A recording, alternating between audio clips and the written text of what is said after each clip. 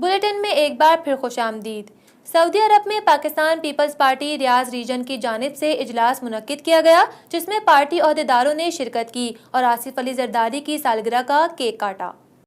دارالحکومت ریاض میں Pakistan Peoples party کے عہدیداروں نے آصف علی زرداری کی سالگرہ کے موقع پر اظہار خیال کرتے ہوئے کہا کہ پیپلز پارٹی جمہوری جماعت ہے اور اس کے کارکنان جماعت کے ساتھ بھرپور انداز کے ساتھ کھڑے ہیں۔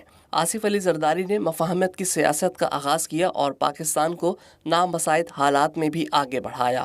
عہدیداران کا کہنا تھا کہ آج بھی مفاہمت کی سیاست پر عمل کیا جائے تو پاکستان کی سیاست کو بہتر بنایا جا سکتا ہے۔ ملک کو آئین اور قانون کے مطابق چلنا چاہیے۔ پیپلز پارٹی جمہوری روایات کی امین ہے اور آصف علی زرداری نے کبھی جمہوریت کا سودا نہیں کیا اور نام نہاد مقدموں کے باوجود کئی سال سزا کاٹ کر بھی عوام کی خدمت اور اس کی حکمرانی کے لیے سیاسی میدان میں موجود ہیں۔ اجلاس سے پیپلز پارٹی ریاض ریجن کے صدر احسن عباسی، قاضی اسحاق میمن، یونس ابو غالب، سردار رزاق، وسیم ساجد، عدیل رانا، شریف بھٹو، الیاس رحیم، ملک بخت محمد، چودھری اختر اور دیگر نے بھی اظہار خیال کیا۔